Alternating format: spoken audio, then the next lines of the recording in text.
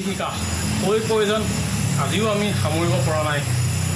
আমি যিফালে গৈছোঁ সেইফালে দেখা পাইছোঁ যে কি যিসমূহ বানাক্ৰান্ত ৰাইজ সেই ৰাইজসকলৰ যেন যি বিপৰ্যয় তেনে ক্ষেত্ৰত যেন কোনো পধ্যে সহায়ৰ হাত আগবঢ়োৱা নাই বুলি ক'ব লাগিব চৰকাৰ তথা প্ৰশাসনে। মই বৰ্তমান সময়ত আহি উপস্থিত হৈছোঁ শিৱসাগৰ জিলাৰ হাঁহচৰা হাৰিপৰা আলি বুলি ক'ব লাগিব। হাৰিপৰা আলিৰ সমীপৰ যিসমূহ বানাক্ৰান্ত ৰাইজ আছে ৰাইজসকল যেন বৰ্তমান সময়ত যেন এই যি বানাক্ৰান্ত ৰাইজসকলক যেন কোনো পধ্যে কোনো এজন ব্যক্তি হওক বা কোনোখন চৰকাৰৰ বা তৰফৰ পৰা কোনো সাহায্য আজিলৈকে পোৱা নাই এই মুহূৰ্তত মই ক'ব লাগিব। মই যিহেতু বৰ্তমান হাৰিপৰালিৰ পৰা মই দেখাব চেষ্টা কৰিছোঁ, দেখা পাইছে এইসকল বানাক্ৰান্ত এতিয়া যিহেতু প্ৰায় নিশা যিহেতু সন্ধিয়া হৈ নামি আহিছে, নামি অহাৰ লগে লগে আমি তেখেতলোকৰ যি পৰিৱেশ বাৰীৰ যি পৰিৱেশ আমি দেখাবলৈ অসমৰ্থ বুলি ক'ব লাগিব। কাৰণ কিয় আমাৰ কেমেৰা লেন্সে যিহেতু ঢুকি নাপায় বুলি ক'ব লাগিব, কিন্তু তেখেতলোকৰ যি মনৰ যি ক্ষোভ আছে সেই ক্ষোভসমূহ যেন আমি আসাম টক্সৰ জৰিয়তে সমগ্ৰ অসমবাসীৰ লগতে ৰাজ্য চৰকাৰক দেখাবৰ বাবে আমি চেষ্টা কৰিছোঁ বুলি সামান্য প্ৰয়াস কৰিছোঁ বুলি এই মুহূৰ্তত মই ক'ব লাগিব। যে দেখা পাইছে এইসকল বানাক্ৰান্ত আজি প্ৰায় কেইবাদিনো ধৰি তেখেতলোকে কেনেধৰণে বসবাস কৰিছে বা তেখেতলোকে খোৱা বোৱাৰ ক্ষেত্ৰত কেনেধৰণে সহায় সহযোগিতা পাইছে সম্পূৰ্ণ আমি জানিব চেষ্টা কৰিম। প্ৰথমতে আপুনি যদি উঠি দিয়ে অকণমান মোৰ সুবিধা হ'ব। আজি আমি আহিছোঁ, আপোনাক লগ পাইছোঁ, যিহেতু আপুনি যিহেতু বানাক্ৰান্ত এতিয়া বৰ্তমান সময়ত আপুনি কিবা সহায় সহযোগ পাইছে নেকি? আমি তেনেধৰণৰ সহায় সহযোগ নাই পোৱা। অকণমান চাউল অকণমান পাইছোঁ, আন একো নাই পোৱা। চাউল দুটামান পাইছোঁ আৰু আপোনাৰ দালি কিমান কিমান পাইছে? চাউল 1.5 কেজিকৈ দিছে, মই 1.5 কেজিকৈ পাইছোঁ। আনে কিমান পাইছে মই নাজানো। চাউল দাইল এপোৱা হয় কি নহয় তাৰ নাজানো। ইমানকেইটা দাইল পাইছোঁ আৰু একো পোৱা নাই। আপোনালোকৰ এই অঞ্চলটো যিটো ঠাইত মজুত উপস্থিত হৈ আছে, ইয়াত বাৰে বাৰে বানপানী হৈ বছৰে বছৰে বানপানী হয় দেই, হয় দেই। আমি বাৰে বাৰে আমি বুৰিয়ে থাকোঁ। আমাৰ এইবাৰ আমাৰ নামঘৰ পদূলিলৈকে এই মানুহখিনি সদায় ডুবিত মানুহ। এই কোনোবা প্ৰতিনিধি আহিছে নাই? যিসমূহ চৰকাৰী আমাৰ ওচৰত নাই অহা নাই, মই গম পোৱা নাই। যিজন বিধায়ক আহিছে নাই না অহা নাই, মই গমেই পোৱা নাই। কি ক'ব আজি যিহেতু আপোনালোকে এনেকুৱা এটা দুৰ্বিষহ জীৱন কটাবলগীয়া হৈছে যিটো বানপানীৰ কবলত পৰি, কি ক'ব এই মুহূৰ্তত? আমাৰ চেহেৰাটো চাওক, আমি বানপানীত কেনেকৈ এইদৰে কেনেকৈ চলি আছোঁ। মানুহৰ ঘৰতো ওলাবলৈ লাজ হৈছে। আমাৰ বস্ত্ৰই বৰ খেলেং মেলেং কৰি আছে। কিমান বস্ত্ৰ সলাইছে। ঠিক আছে, ধন্যবাদ। আপুনি বহক। মোৰ লগত আৰু আছে বাইদেউ, মই আপোনাৰ ওচৰলৈ আহিছোঁ। বহুত দুৰ্বিষহ জীৱন আপোনালোকে কটাবলগীয়া হৈছে। যিহেতু আপোনালোকৰ এই যি স্থানত মই য'ত উপস্থিত হৈ আছোঁ, ইয়াত বছৰে বছৰে আপোনালোকৰ ইয়াত বানে ক্ষতিগ্ৰস্ত কৰে আপোনালোকক। কেনেধৰণে আপোনালোকে জীৱন নিৰ্বাহ কৰে? আছোঁ এনেকৈ আৰু কি কৰিব এতিয়া। বানপানী এয়া সাহায্যও নাপাওঁ, হেৰিও নাপাওঁ, পকালি চুই থাকোঁ আৰু লৰাই থৈ মই বহুত কষ্টই আছোঁ খালি আজি। মানে যিটো বিজি ৰ'দ সেই বিজি ৰ'দ কম্বল তৰি থাকিবলগীয়া হৈছে। দোকানত থাকিলোঁ দুই আমি দেখা পাওঁ আপোনালোকে কিছুমান কলগছ কাটি টুকুৰা টুকুৰ কৰি আপোনালোকে এনেধৰণে আপোনালোকে নিজকে ৰক্ষা কৰিব বিচাৰে। হয়, তেনেকৈ আছোঁ আৰু ফটোটো মাৰি দিব। বাৰান্দাও পানী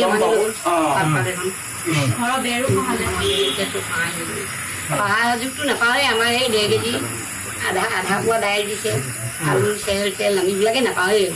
ভিতৰত মাৰি থাকোঁতে হেৰি চেৰি চাই বস্তুবিলাক তুলিবলৈ যাই গৈছোঁ, একো সহযোগেই নাপাওঁ। যিগৰাকী বিধায়ক আমাৰ শিৱসাগৰ সমষ্টিৰ যিগৰাকী বিধায়ক অখিল গগৈ, তেখেত আহিছে নাই আপোনালোকৰ ওচৰত? আমাৰ ওচৰলৈ নাই অহা। অহা নাই? নাই। কি ক'ব তেখেতক? কি ক'ব আমাৰ যিটো এই টেলিভিশ্যন যিটো চেনেল আছে আসাম টক্সৰ যদি আপুনি তেখেতক কিবা ক'ব বিচাৰিব? ক'লেও নিদিয়ে আৰু যিকোনো কওঁ, মই একো নাজানো এইবিলাক ক'বলৈ, নকওঁৱেই নাজানে।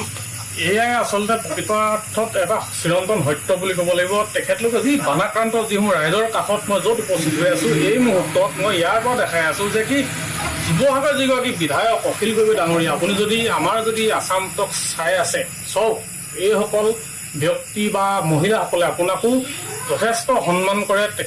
তেখেতলোকে আপোনাৰ বাবেও যথেষ্ট যি সহায়ৰ হাত যদিহে আপুনি আগবঢ়ায় তেখেতলোকে যেন উপকৃত হ'ব বুলি ক'ব লাগিব। দাদা, মই আপোনাৰ ওচৰলৈ আহিছোঁ।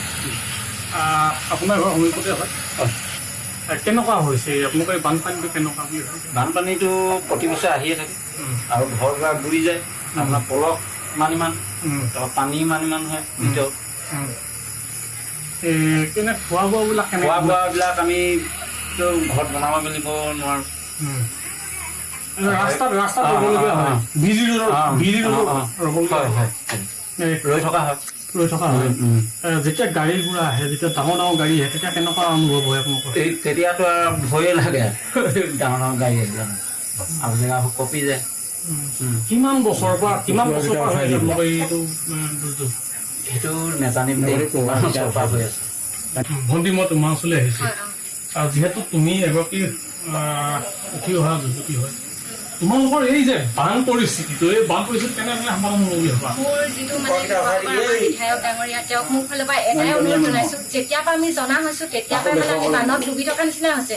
মানে তেওঁলৈ এটা নিমগ্নভাৱে অনুৰোধ জনাইছোঁ যাতে আমাৰ এই যি বানৰ পৰিস্থিতি হৈ থাকে, সেইটো যাতে যিবোৰ মথাউৰি আছে সেইবোৰ অলপ ভালকে যাতে বনাই দিয়ে, যাতে যিবোৰ বানপানী ডুবি থকা হৈছে সেইবোৰ যাতে বানপানী নাহে, সেইটোৱে মানে তেওঁলৈ অনুৰোধ কৰিছোঁ। আৰু বেলেগকে ক'বলগীয়া নাই মোৰ, সেইটোৱে বিশেষকে মানে যিটো মানে সৰুৰ পৰা জন্ম হোৱাৰ পৰা জনাৰ পৰা যিমানখিনি অকল বানপানীত ডুবি থকাই হৈছে। এই ওচৰতে মোৰ খুৰী, মোৰ মাৰ ঘৰ চবৰে বেৰ চেৰ খহি গৈছে। সেইটোৱে মানে তেওঁলৈ অনুৰোধ জনাইছোঁ যাতে যিটো আমাৰ এই দিখৌ কি কয় মথাউৰিবোৰ যাতে ভালকে বনাই দিয়ে, পানী যাতে বানপানীৰ সৃষ্টি নহয় আকৌ মানে আগলৈ, সেইটোৱে অনুৰোধ জনাইছোঁ। তোমালোকৰ ঘৰত যেতিয়া বানপানী সোমাইছিলে তোমালোকে কি কৰিছিলা সেই সময়ত? আমি মানে বানপানী সোমালে বুলি গম পাওঁ আৰু প্ৰত্যেকবাৰ বানপানী সোমালে ঘৰ ডুবে, প্ৰত্যেক বছৰে সোমাই। আমি মানে প্ৰত্যেক বছৰে বানপানী আহিলে বিলৰ মানে আমাৰ পুখুৰী বা বান্দা পাই কি নাপায়, আমি বস্তু ওপৰত তুলি বাহিৰলৈ ওলাই আহোঁ। তেনেকে সৰু সৰু ল'ৰা ছোৱালী আছে, আমি যদি ভিতৰত সোমাই থাকোঁ, বাইচান্স ডাঙৰ হৈছে তেতিয়া আমি কি কৰিম? কিন্তু আগতীয়াকে বস্তু তুলি আমাৰ এই বিজি ৰোডত আশ্ৰয় ল'বলগীয়া হয়। এনেকে কল কাটি ৰাস্তাখন মানে গাড়ীবোৰ মানে ইমানে বানপানী হৈছে, তেওঁলোকৰ সিমানে স্পীড বাঢ়িছে বা ওচৰত মানুহ বহি আছে, অকমান লাহেকে যাওঁ সেইটো মানে নাই। তেনেকে সৰু ল'ৰা ছোৱালী ল'লেও বহি থাকো না, মানে বিপদজনকভাৱে তোমালোকে ৰাস্তাত থাকিবলগীয়া হয়। আমি ৰাস্তাত থাকিবলগীয়া হয়। অসমৰ এজন দক্ষ মন্ত্ৰী আছে পীযুষ হাজৰিকা, যিগৰাকী জলসম্পদ বিভাগৰ মন্ত্ৰী, তেখেতে কৈছে যে সম্পূৰ্ণ মথাউৰিসমূহ বনাই দিয়া হৈছে। তোমালোকৰ এইফালে মথাউৰিটো বনাই দিয়া হোৱা নাই নেকি?